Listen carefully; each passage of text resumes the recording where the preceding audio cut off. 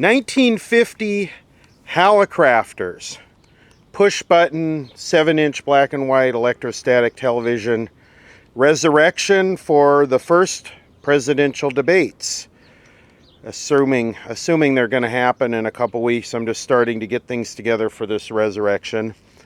The structure here is going to be storage for all of my resurrection stuff that I got coming up in the future.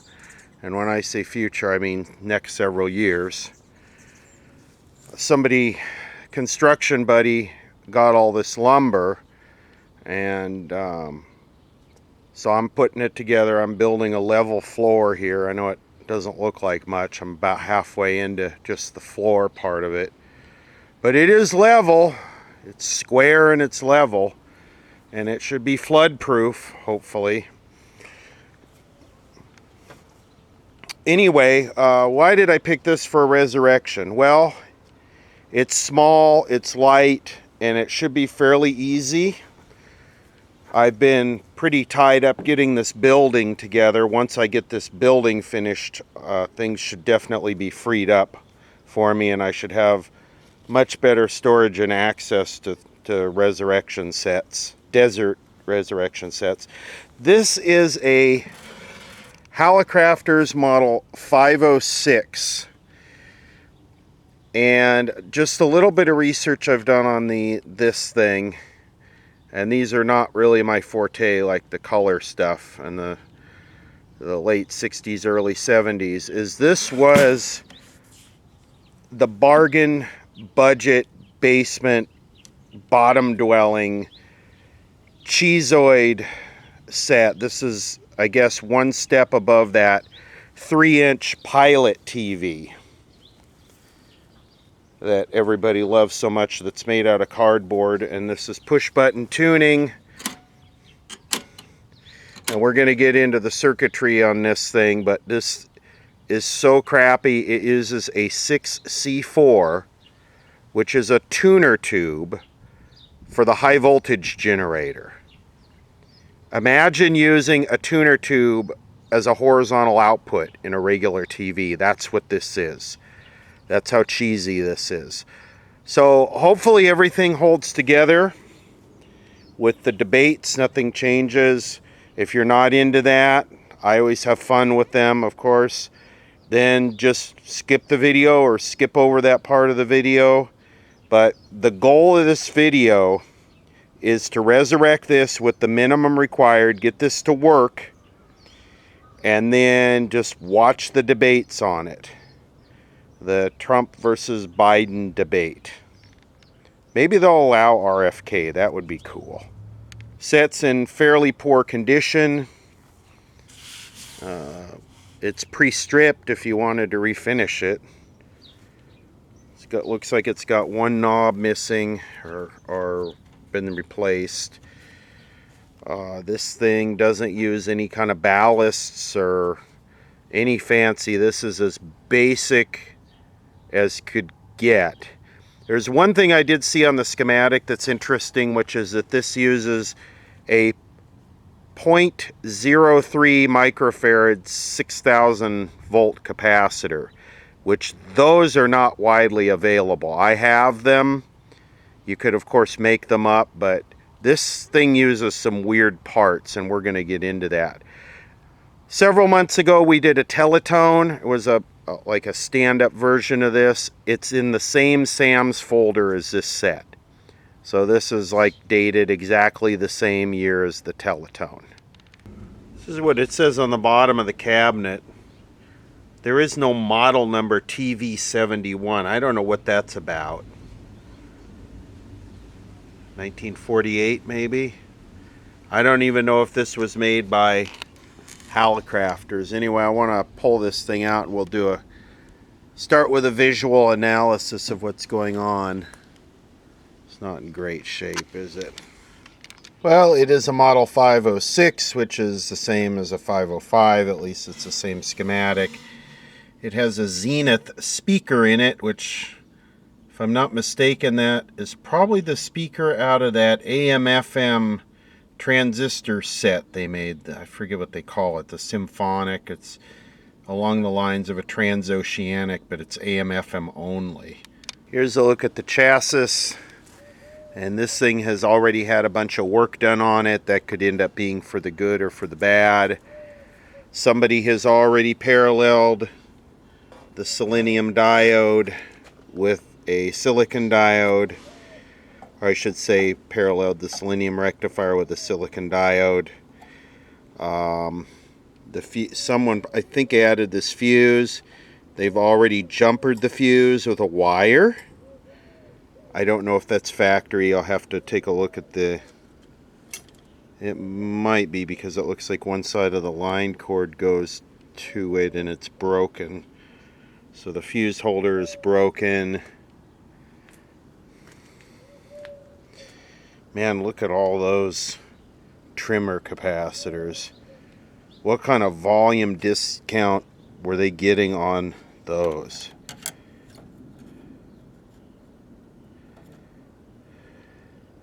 And why do a bunch of them look narfo-brochulated?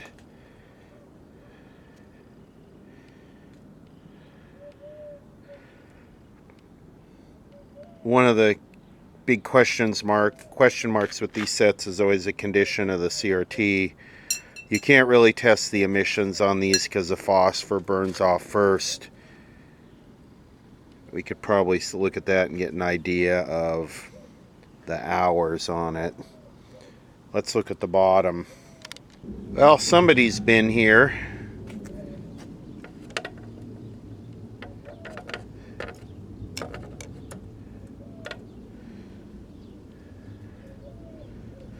Wow, look at that. That right there, that deserves an award. This is when you bring the 150 watt iron out to not get a cold solder joint to the chassis. It looks like what this had in the Sams is it had those cheesy, cheap cardboard electrolytics.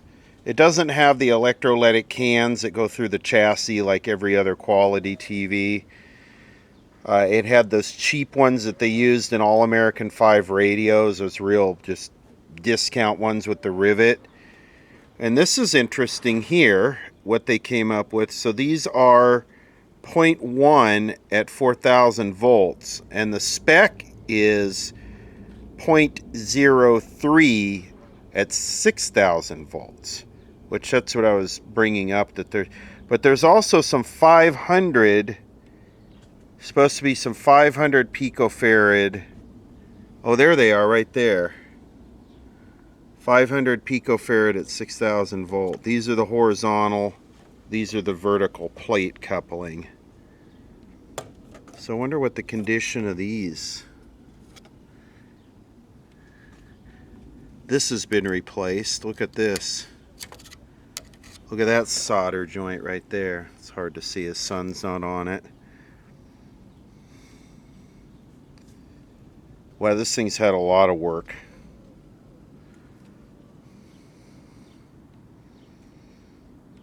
We'll get it to work.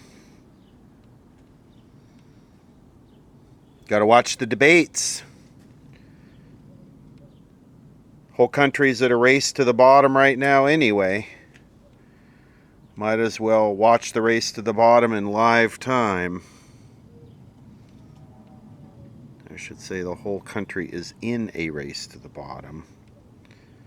If you just look at crime and prices and inflation, and it's pretty much unsustainable long term. Imagine 10 more years of this, what this place would be like. Or will be like. Imagine just trying to get an insurance policy on a car. Be like $500 a month for some used beater. This is the high voltage generator portion of the set. Your 1B3 high voltage rectifier, which has probably gone to air. And this is the actual high voltage generator oscillator tube, which is a 6C4. This is a triode that is used in tuners. Talk about abusing a tube. And I believe it probably does use a 6C4 in the tuner. It does. So it literally uses one of the lowest power tubes in one of the highest power positions of the set.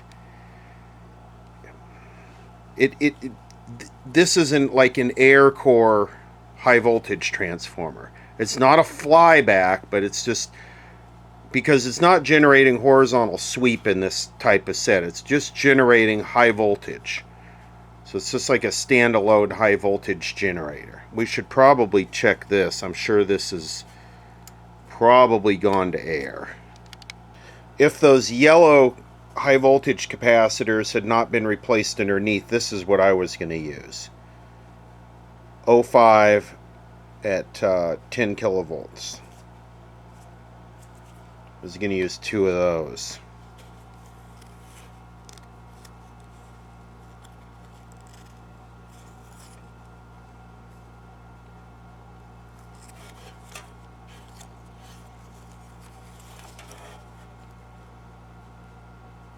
Quality control.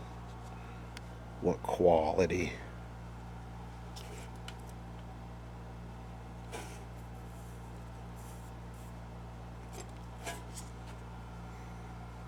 Anyway, I just say we dim bulb it, bypass this fuse, just bypass this, and dim bulb it with those new capacitors.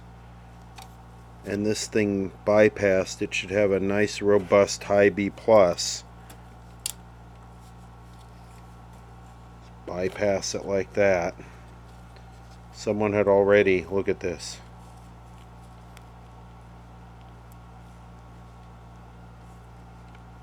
All of these look very high hour. You can see the silver burn off, tungsten boil off in the top of all of them.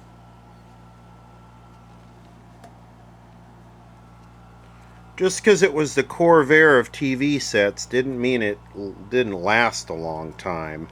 Well, the good thing is I'm looking at the CRT here, the 7GP4, and there is absolutely no discoloration in that rear cup where the heating element is.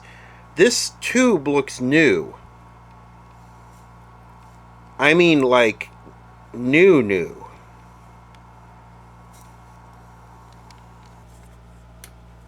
In fact, I'm going to be a little careful with this, because finding these that are new, like no hour, that's a kind of a valuable thing.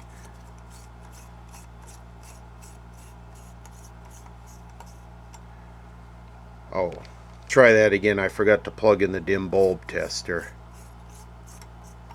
Didn't make any difference. Let's play with this. Nothing.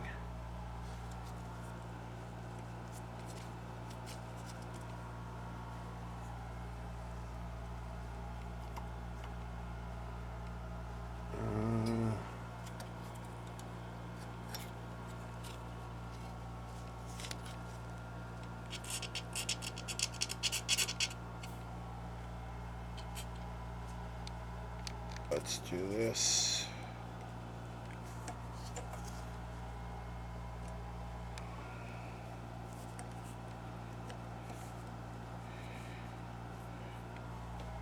Okay, is the light bulb burned out? Is the cheater cord bad? Trying to short it out. The light bulb is good. So it's good to there, and then it's not good to here. Oh, now it's good to there. Okay. Now what is going on here? Don't do this at home, kids. Oh, now it's working all of a sudden. Don't do this at home, kids. Unless you're on suicide mission, don't do stuff like this. This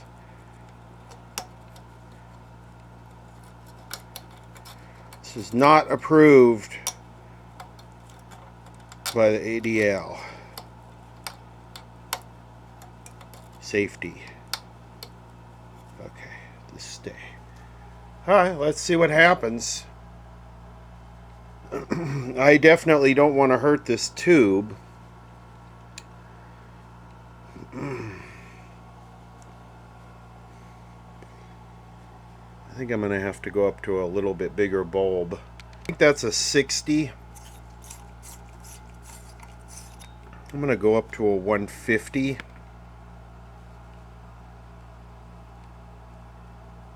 This is a 150.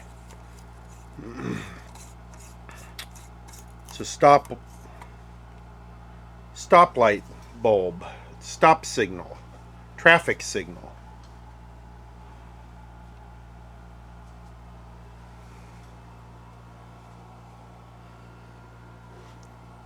Starting to see some.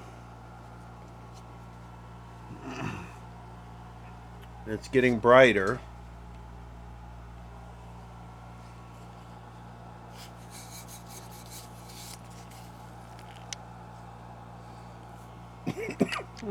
Smell something getting hot. What's interesting, when I pull this 64 out, the light bulb makes no change, but yet the tube is warm. I thought these were all in a series. And I don't want to start pulling tubes out too much.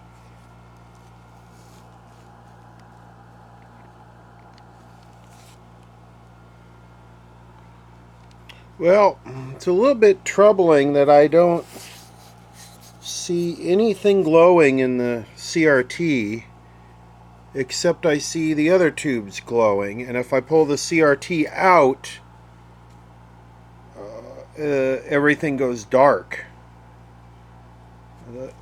It breaks the path of the series string filament, so I'm hoping this thing has not gone to air, but it certainly doesn't look good. Well, I don't know how I missed this, probably because it was dirty, but this CRT is junk. It's gone to air. And like I said, if you look down in there, it looks like it was new. This looks like it was a new old stock or very low hour, but see, the getter should be right there. And it has vanished. The big silvery splotch has vanished because the oxygen molecules went in there. This is disappointing right here.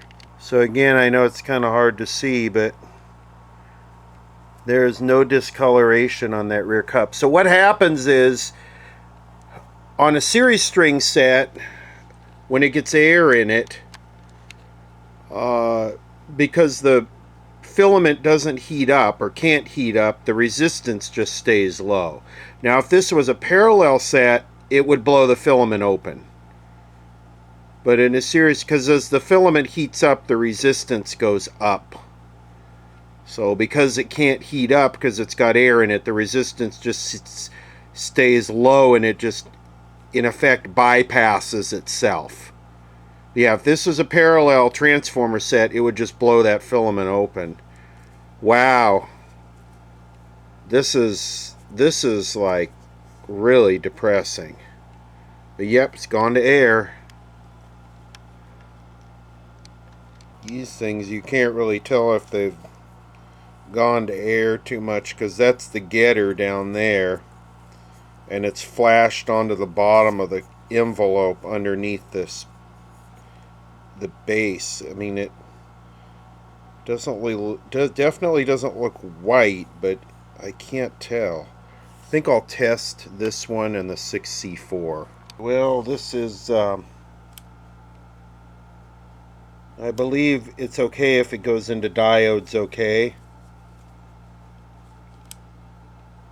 Maybe I should look at the star the notation, and there's a star there. Yeah, any quality reading above diodes okay is good. So this is trash. And here's the 6C4. Let's try the one out of the tuner here. Just as a comparison, this one's right in the middle of the yellow. I can't imagine that thing would have a very long life in there as a high voltage.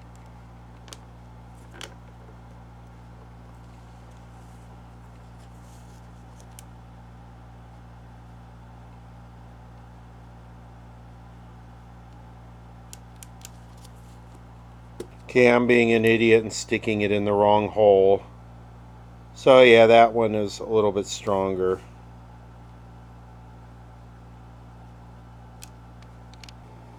Here's a look at that high voltage production circuit. Literally nothing into it. There's power going in these two wires. I think it's a positive and negative voltage. And the high voltage rectifier, and then the output. There's 1,000 picofarads there and 1,000 picofarads there. Those are those 0.0005 at 6 kilovolt caps we were looking at, and then that's what feeds the CRT. So there was no high voltage here. I was shorting that with a wire, and there was no sparkage. Now, since this CRT is scrap, let's power it back up again and see if the high voltage generator's working. I'd like to see this work. At least a little sparky. It's a totally separate primary and secondary winding. And actually, I am seeing a little microscopic sparky there, so maybe that is working. I've still got quite a bit of loss here. I'm going to go all the way up to a 500 here. I don't really care much about this set now.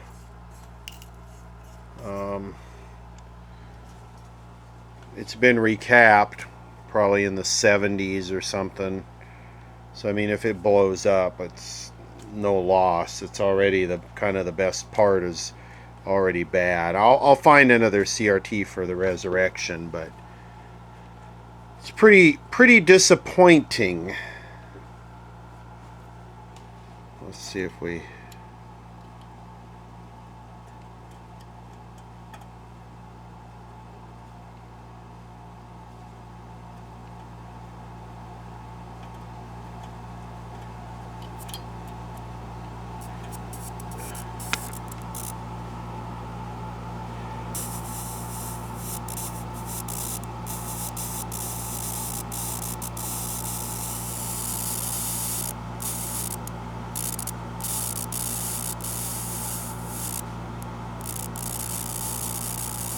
Damn, that is weak. That's more just like static electricity. Oh, I can feel it.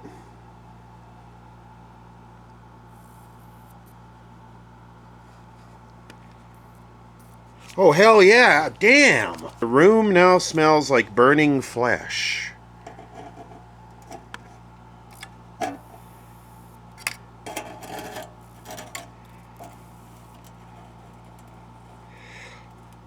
It's weird. It's more like RF. Look at that.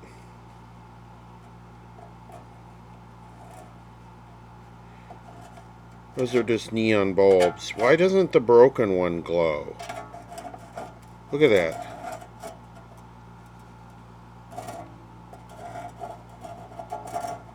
Yeah, that's a trip. It's more like RF. I just noticed that this thing has no metal shielding around the tube, the CRT, and usually these always do. They always do, because the magnetic from magnetic flux from, well, anything will drive them nuts because they're electrostatically deflected. But this only has a filter choke clear over here, so maybe it doesn't need it. Cheap. See how this scope has a shield? Just for entertainment value. Oh, there it is. There it is. 100 and 200 kilohertz. 197 kilohertz. is what that thing is cranking along at. It is RF. Let's see if we go down. Let's make it 1 megahertz. Let's make it 0 to 1 megahertz. There it is, and look at all of the spurs.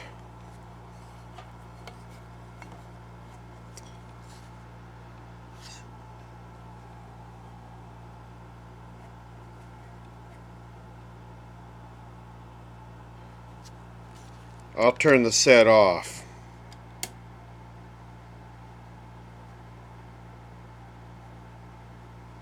Yep. There it is. That's what that tube is running at.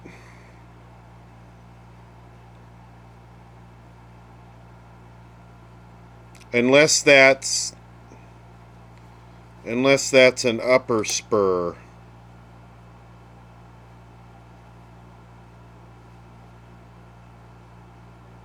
I don't think this thing is that accurate. I don't think so. I think that's accurate.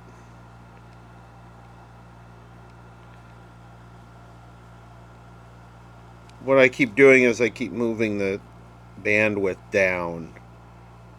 So that's 20 kilohertz per division. And that's just picking it up out of the air. If I remove this,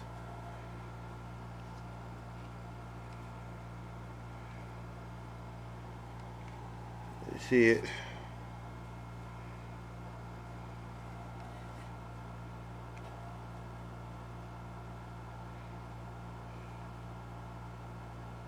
Yeah, maybe I should just connect the thing right to the high voltage cap. Yeah, I think that's probably about right. That's, I think, 200 kilohertz. Yep, that's it. It's right there.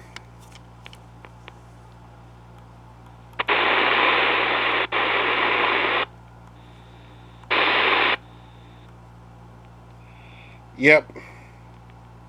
This is long wave.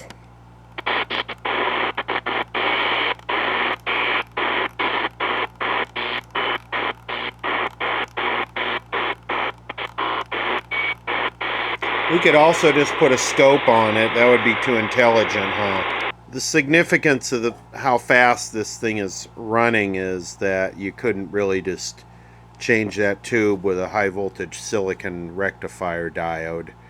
They're usually not that fast.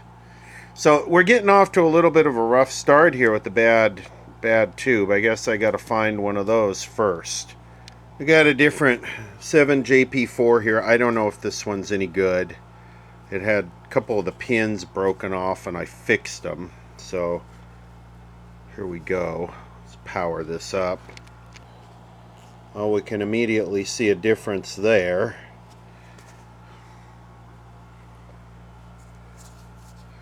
So I wonder what happened with this set. Did the CRT go to air and that's why someone gave up on it, or wonder how that goes. I might need to change that high voltage rectifier tube. But who knows how it's going to behave with RF running through it.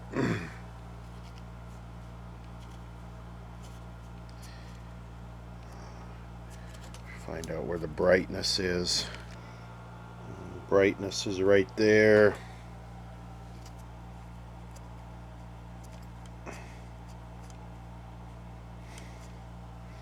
Nothing. Guess I don't know if this tube is any good or not.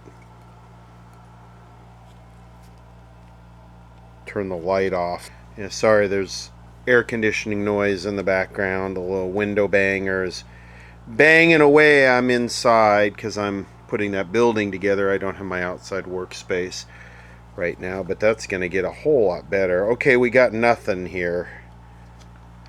So the first thing we want to do is, like any TV, get the high voltage working. I mean, that's just the bottom line on any TV. So, well, we do have some high voltage there, 2,500 volts. It's kind of low, but we have it.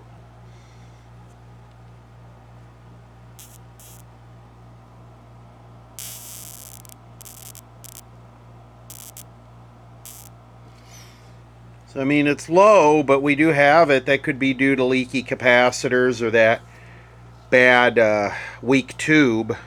So that was pin 9 I was measuring. We need to measure pin 2 and 3.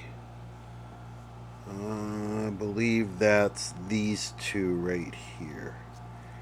So let me see. 9, 9, 8, 7, 6, 5, 4, 3, 2. Yeah. I'm on the cathode now, pin 2, and I'm at 7 volts. That definitely seems low enough. That has to be low. The lower the voltage is there, the brighter the picture. So I'm going to adjust the brightness, which is at maximum. That's turning the brightness down.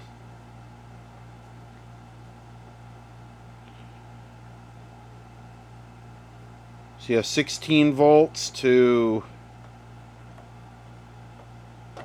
8 volts.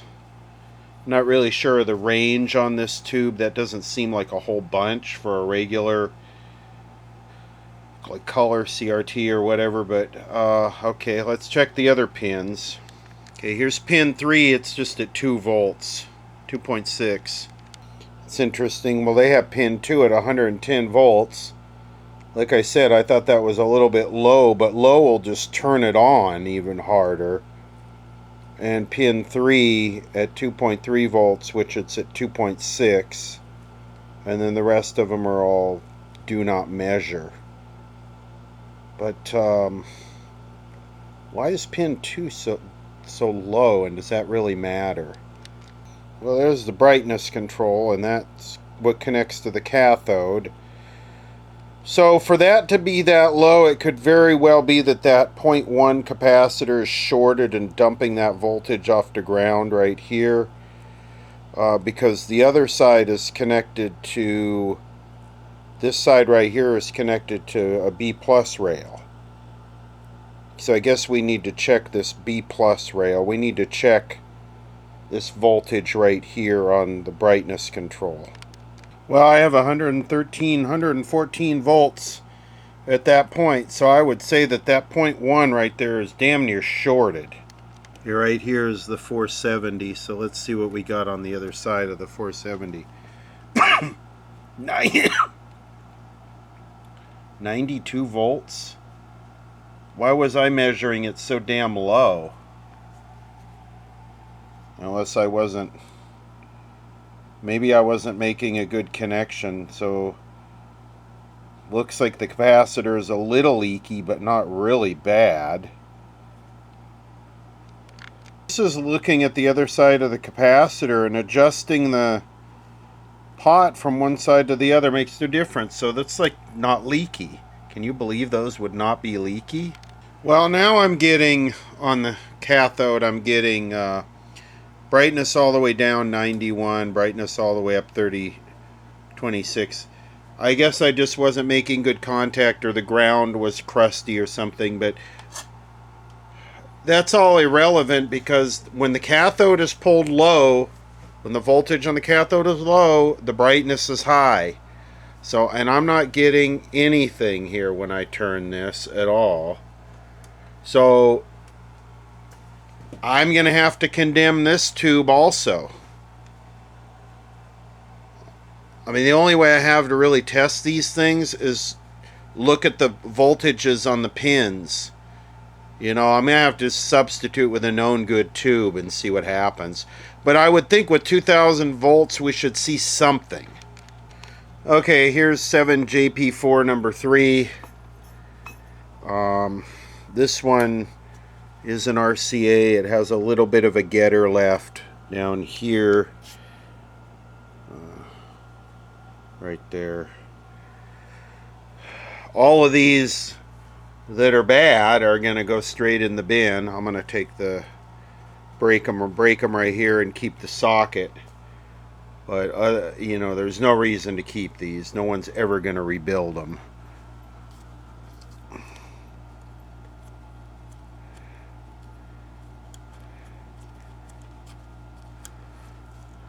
Man, just nothing. I would think 2 kilovolts would be enough to excite some electrons, and we should see a little something.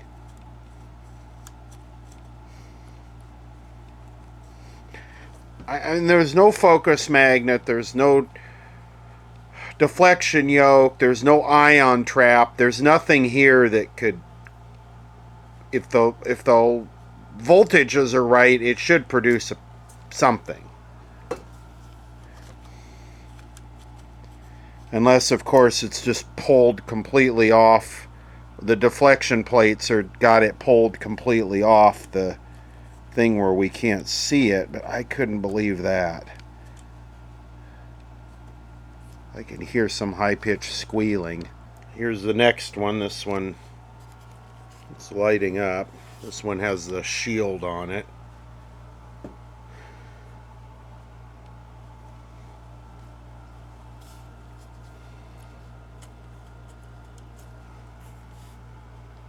I did get another 1B3 also. We'll try changing that. I mean, if I'm overlooking something here, I'd like to know what it is. Maybe you got some DC voltage somewhere that's pulling it off to the side. I can't. Well, let's change the 1B3. You know, with the replacement 1B3, where it, again, 2.5 kilovolts, which I could have just changed a bad 1B3 with another bad 1B3 because all the 1B3s are going bad. Could be one of those 500 picofarad capacitors leaky. That's probably most likely the case. You're trying this weird scope tube and still nothing. I mean, if it fits, it should ship, right? And it's not. This is my Admiral 19A1 chassis. Someone else restored this. We're just going to use this to test these CRTs. I can't believe I got so many bad ones. I'm just going to pop that socket off and flip the whole thing around, and we'll plug them in backwards. Okay, here's the first one. Power is on. I mean, this is going to give us an idea if these things are bad or not.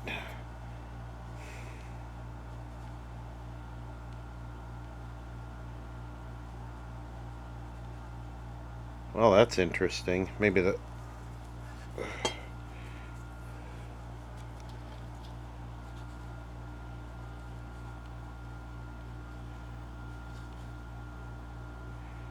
Well, that one certainly looks good.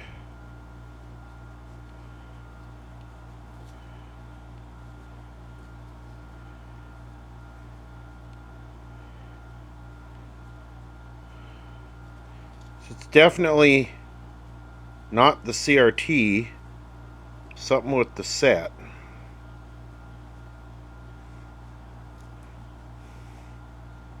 Let's try the next one. Okay, here's the next one. It's working too. This one is very dim, but it's working. And the HP Scope CRT does nothing. So we know that we can eliminate that. Okay, good. We know what we know. That's how we know what we know. So Sam's doesn't give you... We got smoke coming out of this thing. But Sam's doesn't give you voltages because they don't think you'll have this in 1948. So I'm going through measuring all the voltages and writing them down.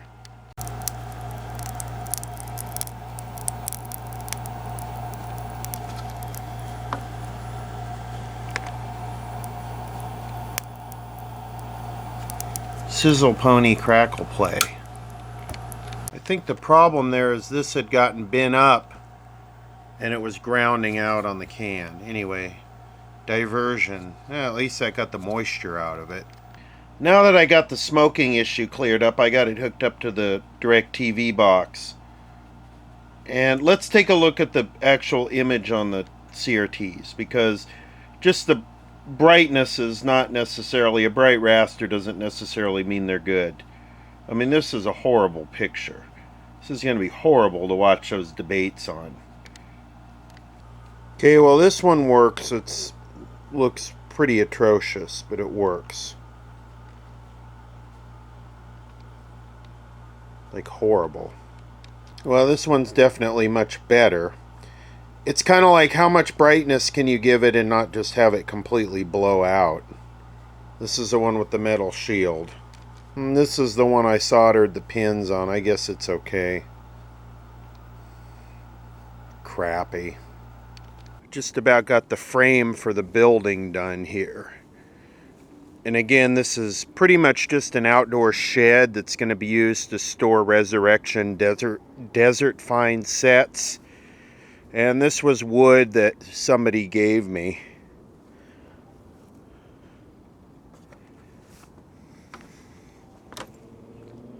And that green stuff there is that copper wood preservative stuff. I'm putting it in between all the joints because we have these weaponized termites out here that will literally turn this thing into dust in the course of a few years. Well, not that. That's like laminated wood. They got something. I'm going to sheet this thing with 2x4s and 2x6s. And I'm going to put something very heavy here. But this is basically, I'm building this to hold just stacks of TVs for future videos. I got these new lag screws. They're like a foot long, and they have a T30 on them. They're called super screws or something like that. And they go clear down into about here.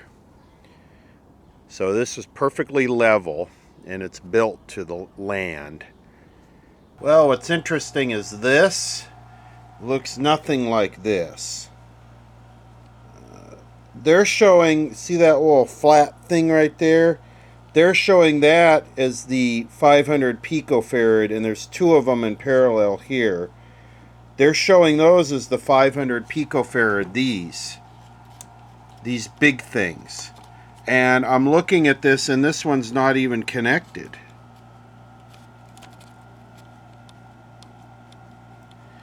So we got shenanigans with these capacitors.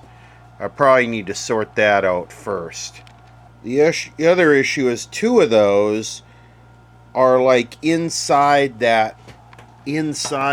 can here. Alright, well there's shenanigans in here too, because someone has replaced a bunch of these capacitors, and I think I'm going to have to remove this whole thing to do this right. So now I'm sort of chasing through the power supply and finding all kinds of problems there. Like, look at this. Not soldered. And this capacitor, the one that was flopping around, not soldered. So I'm going through and checking all this. It appears they removed a bunch of fusible resistors that were here. Low value, like 7 ohm fusible resistors. We're not going to worry about that. But these crappy cold joints have to be, or not even cold joints, joints that are not soldered at all, have to be made wet. This capacitor here looks downright terminated.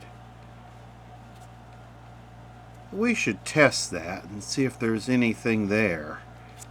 Well, there actually is. It's very lossy. And it's very leaky. Of course, at 100 volts, it's just totally shorted.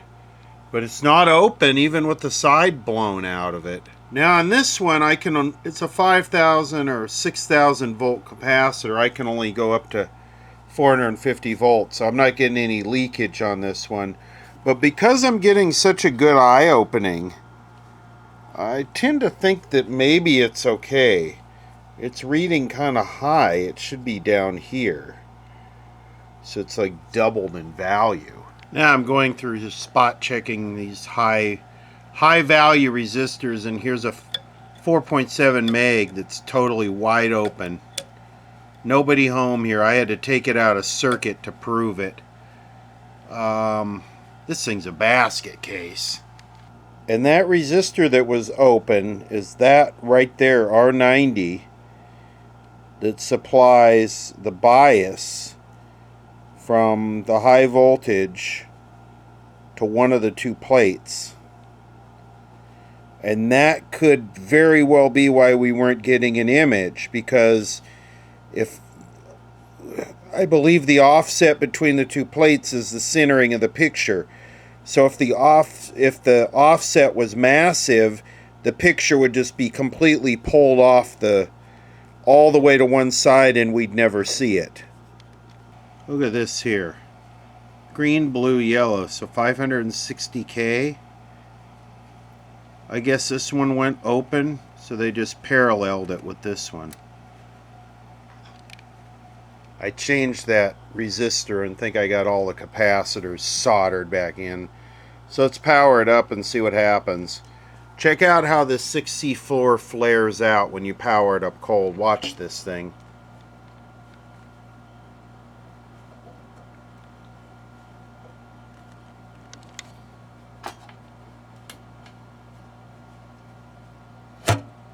They just want to abuse the living crap out of that tube.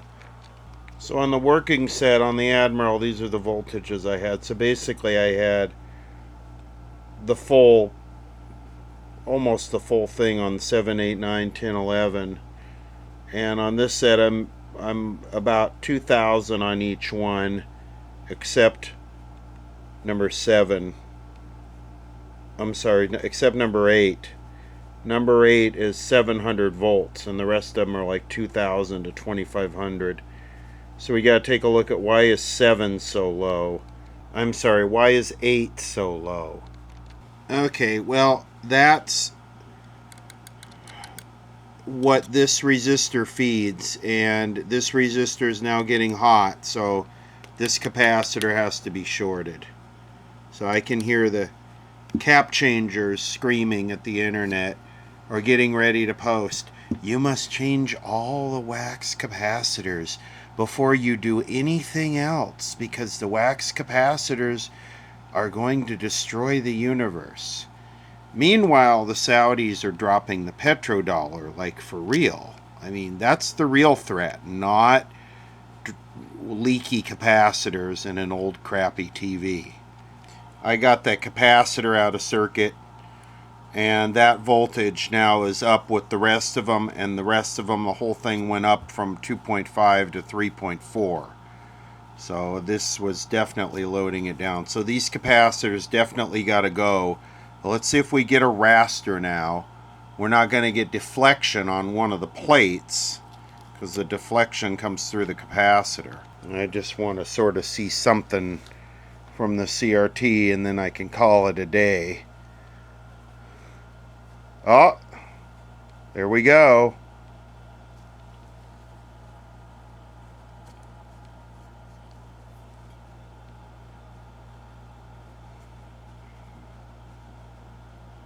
So that was the main problem. We didn't have deflection on one plate, so the beam was just completely bent around the corner, so we didn't see anything on the phosphor.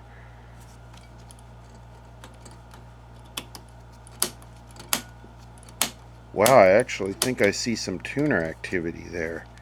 Okay.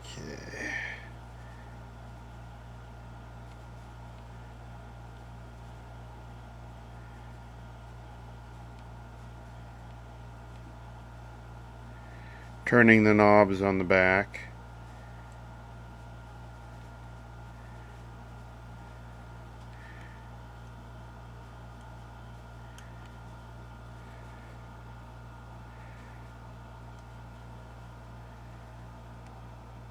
Well, there's focus.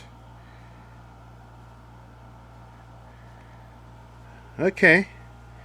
Well, we need some capacitors. And we're just going to use disc capacitors, because you can use disc capacitors in the filtering and in the horizontal. You can't use them in the vertical, because the linearity will be all jacked up. We know who they are. Well, I hooked up a speaker. We know they're no damn good, and I'll prove it to you again. And I hooked it up to DirecTV box. The second presidential debate right before the election. The last election. This issue came up. Your Biden laptop, and I want to remind you what took place. And there's so much more I want to talk about after you watch this. You know who I am. You know who he is. You know his character. You know my character. You know our reputations for honor and telling the truth.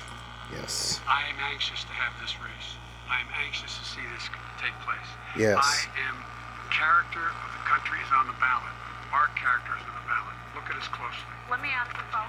Please respond, and then we're going to have This problems. is true about Russia, Ukraine, China, other countries, Iraq. This is true that he's a corrupt politician. Right. So don't give me the stuff about how you're this innocent baby. Joe, they're calling you a corrupt politician. Nobody. President Trump, I want to stay on the issue of race. We're talking about the issue. President Trump, we're talking about race Laptop right now, from and I do everything's wanna from stay hell. on the issue of race. Where's the video? Respond to that. Please, Because look, very there are 50 former national. I managed to get the box loose. I'm going to change that. It's another one of those 500 picofarad 6 kilovolt filter caps for the high voltage. I've already changed these. I'm using the Soviet disc capacitors. They're 6.3 kilovolts. Alright, well, there's our first picture right there. Isn't that good? Isn't that high definition, crystal clear? I should be using the 4K camera on this. Look at that. Look at how beautiful that is. The number of people on planet Earth who were surprised when the Biden DOJ said they will not prosecute Merrick Garland's contempt citation is zero. No person out of the... Just absolutely beautiful. I don't even know what we're looking at. Yeah, there's definitely a some issues, isn't there? That should not have vertical linearity issues like that with those capacitors, those yellow capacitors. Man, that just is trash. Test a few of these tubes. This is a 12SN7. We just want to make sure they're kind of close. So that's section 1. The two triodes in there are kind of close. Here's section 2. Section 1. Section 2. Section 1. Section 4. Section 2. Section 6, Section 8, Section 6, Section 1, Section 2, Section 1, Section 2.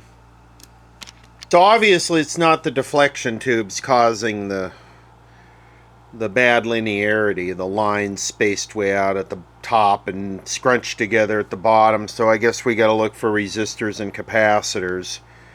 I mean, usually those coupling caps would do that. Usually these would cause that bad vertical linearity, but since they're new, I mean, it's not that new parts can't be bad and I shouldn't overlook it, but I doubt it. I seriously doubt it. It's probably resistors or something else. All these parts are trash.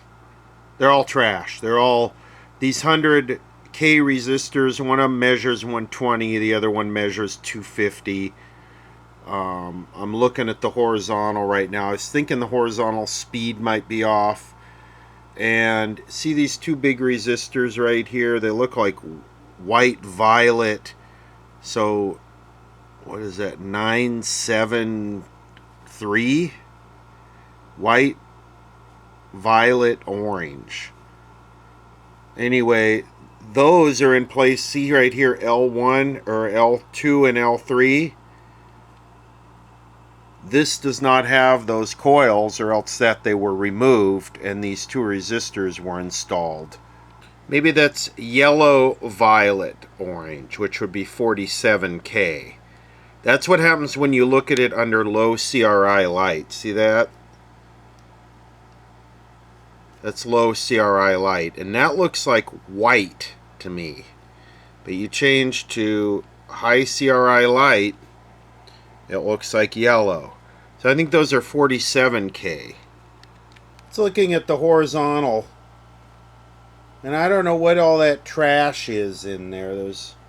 But I can adjust. That's adjusting the horizontal hold, and I can go from 17 kilohertz down to 9 kilohertz. But I don't know, there shouldn't be all that trash you see right there. Well, there is no sync pulse on the vertical or the horizontal. And that comes from here. You need to check this out. I think there was video. I'm feeding the staircase into this from the VG91, that just steps going from black to white, and all I see is a bunch of trash. I'm looking at the video coming out of the detector and following it through this thing, and I don't see any sync pulses. It just looks like garbage. So I went through and I tested all of the IF tubes. It's got a whole bunch of 6AU6s in it. I tested all of those. They're okay. So all the tubes have been tested at this point. The 6H6 detector diode, I tested that. I tested all of the peaking coils. These little things right here, these like to go open. I tested all of these. None of them are open. There's a whole bunch of them. So this is turning into a little bit of a tough one. I got the CRT out. I got the filament bypassed right there. So I'm a little bit stumped on this one right now. I'm going to pick up a bunch of capacitors tomorrow and get a lot of these out of here, as well as the bad resistors. But this is turning into a little bit of a tough one. I went and picked up resistors and capacitors for this thing, and I also printed out some of the service data. Now I will say that the riders in this is so detailed. It has like a chapter on each circuit with all kinds of waveforms, and I like the SAM's schematic better, but you can see how Riders literally has the video section broken down here, and then all of the components in the chassis that are part of the video circuit. Every single circuit is like this. And this has all the voltages and resistances. This is the SAM's voltage chart. I should compare them. That might be interesting. This is the SAM's. This is the SAM schematic. To me, the SAM schematic is easier to read, but the Hallicrafters is in the Hallicrafters Riders coverage is insanely detailed. I mean, it's got voltages for everything here. I have a feeling this TV came in a kit, and this was part of the manual on building the kit. That's just a guess. I could be wrong. Look at all the waveforms here. Lots to play with. So let me get to changing some parts here. These two resistors are definitely smoked. One of them's like 200K, the other one's 100K. So I'm going to change those, and I'm going to go through and just try and get that vertical deflection to work good tonight. Well, we have a problem here that's probably causing that bad vertical deflection, and this resistor here was up over 200K, and this one was 130K. They're supposed to be 100 each. And this one is getting real hot, so we got an overload situation here. When I measure this, I'm getting like 100 volts here and -7 here. So right here, this should be B+. I'm getting 352. Then on the one resistor, I'm getting -78. And on the other one, I'm getting +200. How is that even possible?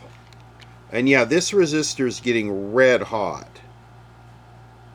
Now I'm getting negative 60. How is that possible?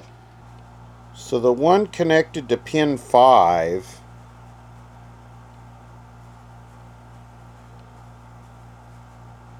maybe that capacitor is super leaky, that C71,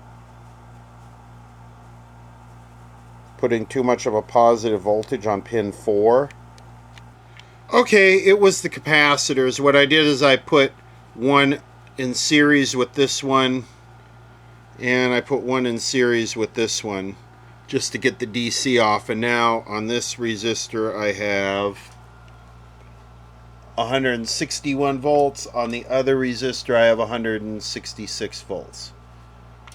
So looking good. I bet we're going to have nice vertical deflection now. So the capacitors are biting me in the ass. Maybe I should just change them all. I don't know. I'm trying not to do that. I'm trying to just do a minimum to resurrect it, because this set is not a keeper. Not a keeper. This is a strip all the capacitors out of it and send it to the Cadmium Lovers Association. Okay, here we go. Let's see what the vertical deflection looks like now. Things warming up here a little bit. This thing is just all these paper capacitors in this thing. Well, I guess if you insist. Where do we adjust this at?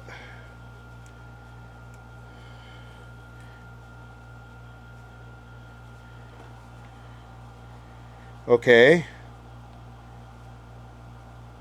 Well, that didn't get any better, did it?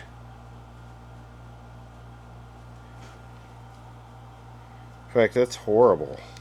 I think I had the vertical speed adjusted way too fast. That's why it was shrunk down. So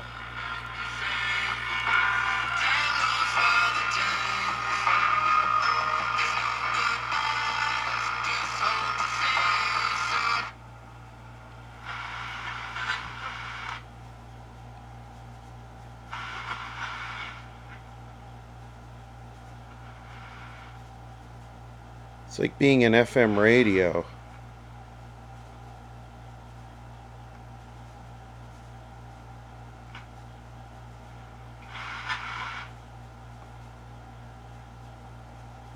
This thing is way off.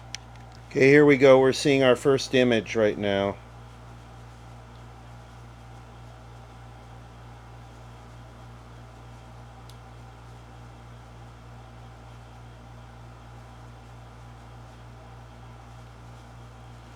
Why is my vertical flipped like that? That should be a circle. See that?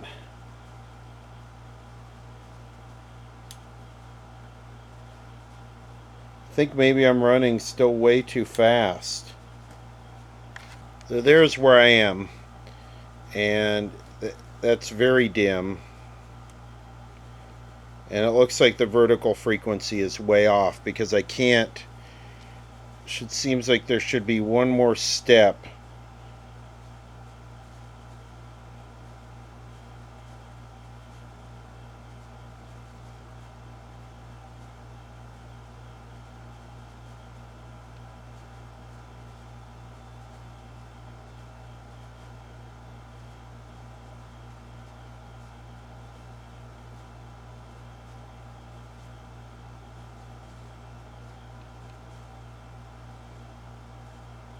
But we're getting there.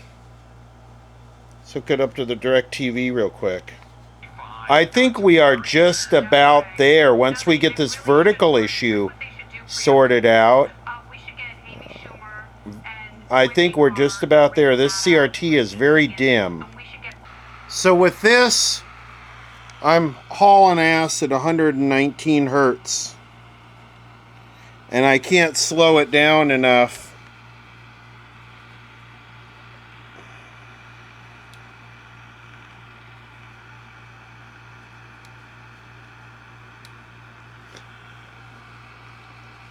Yeah, I mean, it doesn't want to cooperate.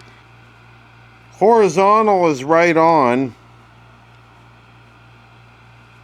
At 15, it doesn't want to focus, but 15.7. Finally figured out what was causing the vertical to run too fast, which was this. I don't know if I covered this in the beginning of the video. Someone had paralleled that one, 680K, with another 680K.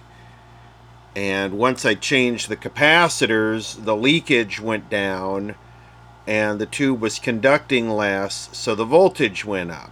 So this was masking the bad leaky paper capacitors that someone else had come up with that. What I've decided to do is I'm going to replace some of these, the bigger ones across the B+, simply because I don't want them to short out in the middle of the debates. These things are known to work for a little bit, and then all of a sudden they just short. So I'm definitely going to change the two that are in the bottom of the high voltage can here. Got all the caps in the box replaced. I'm not removing the old ones, I'm just disconnecting them out of circuit. And now I've got a line down the middle of the screen I didn't have before, so I screwed something up. I don't know what I did, but I got rid of the line. Now I'm trying to get the high voltage up a little bit, and it should be about 4690. So what I'm doing is I'm measuring it with a high voltage probe. Just measuring it right here with a high voltage probe. I got a pin stuck in there. Right now it's about 4,000. And it was about 3,700. So what I did is I rotated the 6C4, which was a little weak, with the one out of the tuner. I swapped them. So I got the tuner RF tube in here now. And it went up about, I don't know, 500 volts. I might try swapping out the 1B3. If I bypass the light bulb, it goes up to about 4,350 volts. Getting closer. This thing is so damn cheap, it doesn't even have any tube shields. I guess maybe I shouldn't expect too much. I want to take a minute and try and get the high voltage up. I'm going to change the rectifier, and I got a new old stock 6C4 here. The higher the voltage, theoretically, the brighter and sharper the picture should be. So let's see what we got right now. 4.06. Okay, here's the first replacement high voltage rectifier. So it went up a little bit. It was 4.06. So that's 4,100. Not much, though. Okay, replacement 6S4 actually went down some. Well, this one's even worse. This one's 1,000 volts. These tubes suck. These 1B3s, they suck. So it's around 4 kilovolts. That's the best I can get. I'd like it a little higher, but I'm not going to complain. It could be the B+ is a little bit low. It could be that thing with that little tiny tube just sucks. I don't know, maybe other leaky capacitors or drifted resistors, but I think I checked everything. Anyway, we're going to go with it. I don't even think I'm going to align it. I'll think about it, because the picture looked decent for this piece of junk. Budget set. Well, it sort of developed another problem, which is this trash at the bottom of the picture, and I don't know if I'm going to try and diagnose that. It's probably in the vertical or something. I just, yeah, kind of down to the wire here. Okay, I figured out the static noise in the bottom of the screen. It was a lead dress issue. One of those 100K resistors had got bent over and was too close to a capacitor. It was like arcing. This is a 9JP4. I found this in the garage. I'm going to plug it in and see if it works. It's bigger. Well, it died. I heard it snap a couple times, arc a couple times. I don't know if you heard it at the end of the last clip, but now it's dark. Well, turn it off and turn it back on, and now it's working. It's very, very humid today, so I don't know. Well, I can't focus the 9JP4, so maybe this uses a much higher voltage than the 7. Okay, a few updates. This bigger CRT actually does work. It does focus. There's another problem that's developed with intermittent focus voltage going away. This is an 8BP4, and it does work, and it has a pretty good picture. We're going to use it for the debates. Also, looking at the spec sheet, the 1B3 is only good up to 100 kilohertz. Well, we know this thing's running at 200 kilohertz.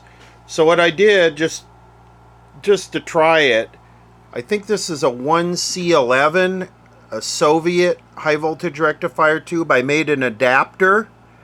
It's the filament specs, the 30 kilovolts, all the specs are the same. It seems to go up to 300 kilohertz. So I made an adapter for it. It's a little small 7-pin miniature tube. The other thing I wanted to show here is the flare out. I'm going to turn it on. I want you to see the way these tubes flare. And the CRT does the same thing. That's why on these series string sets, if they don't have them, it's really a good idea to use an inrush current limiter. This is like a big CL90. This is 120 ohms cold. I think it's 5 amps. So we'll use this. This should cut out the flaring. I'm not going to try and figure out the intermittent focus issue. If we can just get this thing through the debates, I'm good. That's the whole point of this thing with the debates, is you pretty much have to get it through a 90. It has to run for 90 minutes and not blow up. Molly, good afternoon. 260. So it's working. It's working good. As long as the focus doesn't wig out. And there the focus just did its thing. We are prepared for any action. Come on. And you turn it off and back on and it starts working. As well. Relations between the United States and Israel have been strained after comments by Israel's Prime Minister Benjamin Netanyahu attacking the Biden administration for withholding. There it goes again. Israel during the war. Americans remain concerned about the rising. And it was doing this with another CRT too, so it's not the CRT. It might force me to fix it. I don't know. I might have to fix this. There's not much to it, but it's interesting to me that if you just turn it off and back on, it's good.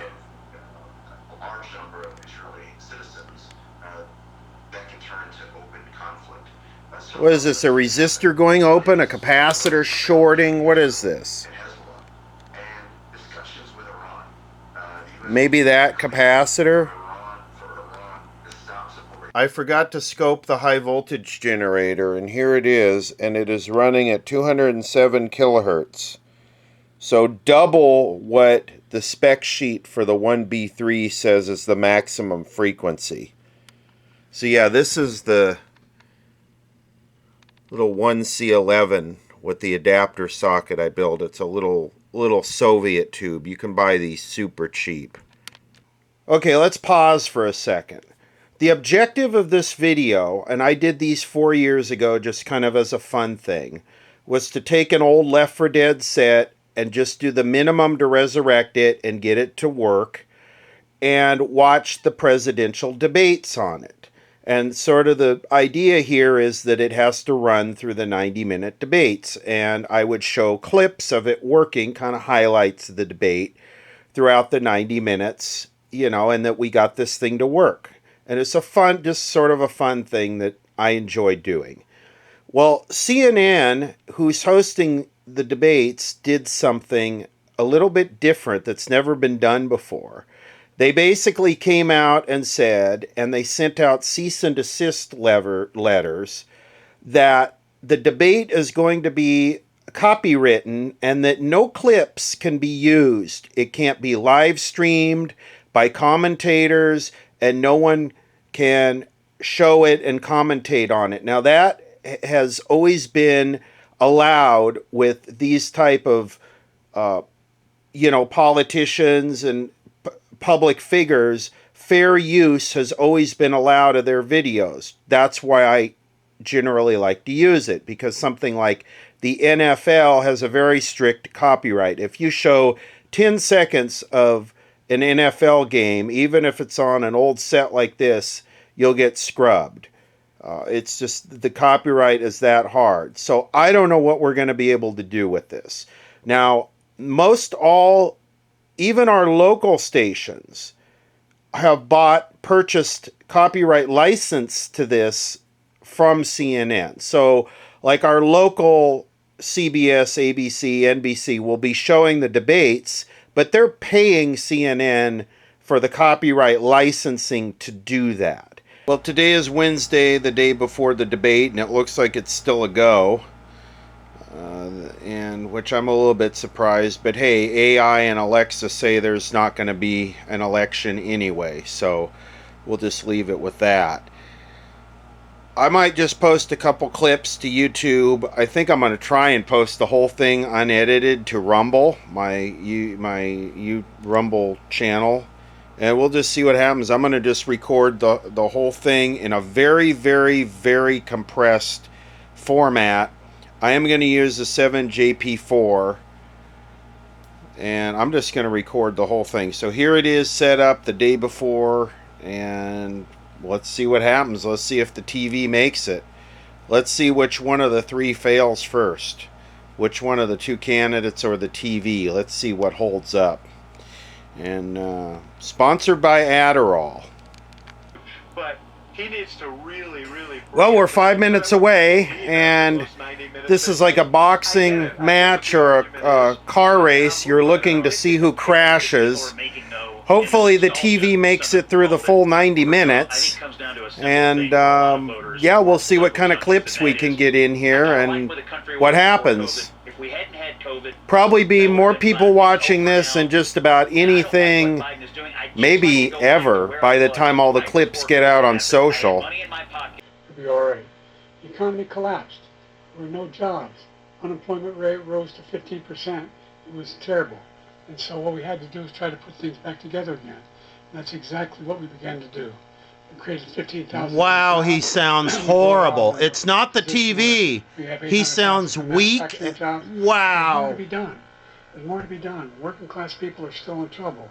I come from Scranton, Pennsylvania. I come up sure the families are separated. That's not the right way to go. What I've done since I've changed the law, what's happened? I've changed it in a way that now you're in a situation where there are 40% fewer people coming across the border legally. It's better than when he left office. And I'm going to continue to move until we get the total ban on the total initiative relative to what we're going to do with more Border Patrol and more asylum officers. President Trump? I really don't know what he said at the end of that sentence. I don't think he knows what he said either. Look, we had the safest border in the history of our country. The border, all he had to do was leave it. All he had to do was leave it. Eligible for what I've been able to do with the with the COVID.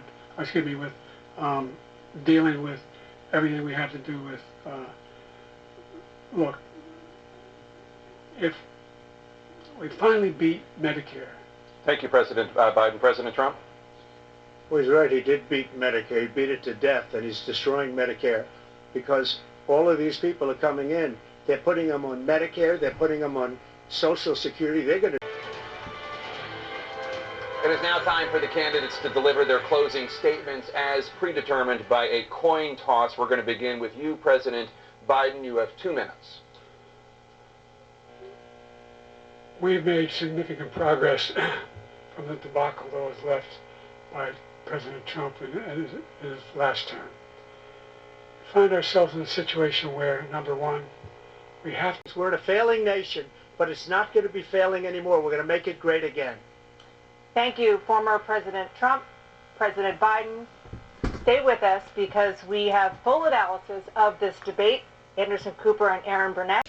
Well, the TV made it. The two candidates made it. It was difficult to listen to. That's all I'm going to say about it. It was yeah, it was challenging. Anyway, thanks for watching.